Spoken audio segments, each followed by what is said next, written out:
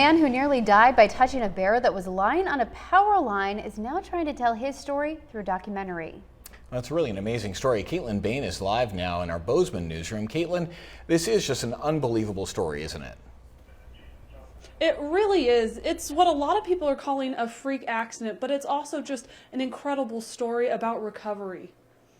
Eduardo Garcia sits at his table, tinkering on a project. But it's not your typical project. Garcia is trying to fix his prosthetic arm.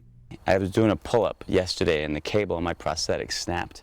So for the last hour this morning I've been trying to put it back together, and it's a lot harder.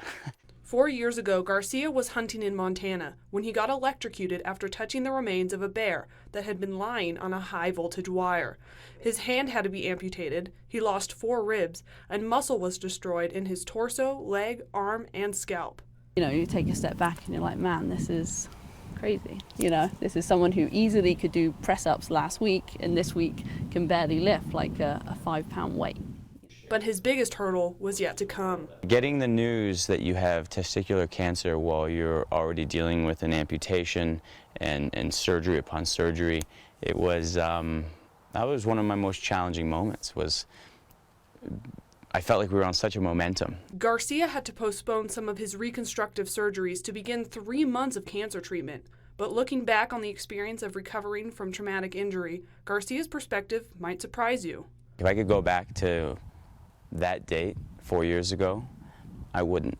You know, I found that it has enriched my life 110%. It has opened up more doors and more hearts and access to more true emotion from everybody around me. As Garcia walks through the garden at his home in Gallatin Gateway, he watches both the plants and his life grow into more than he could ever have imagined.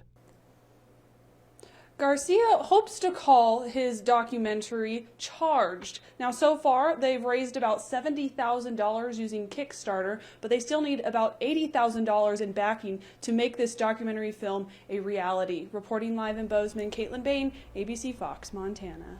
All right, thanks, Caitlin. Now, where can people go to learn more about the documentary and how to back it? People can go ahead and go to our website, and if they click on the story at the bottom, we'll have a link to the Kickstarter page, and it has a trailer of the proposed documentary, and then they can also back it if they would like. Back to you guys. And of course, such an unbelievable story, one like any we've ever heard. Oh, I know. What a story of survival. This is true. Well, still to come here on the Fox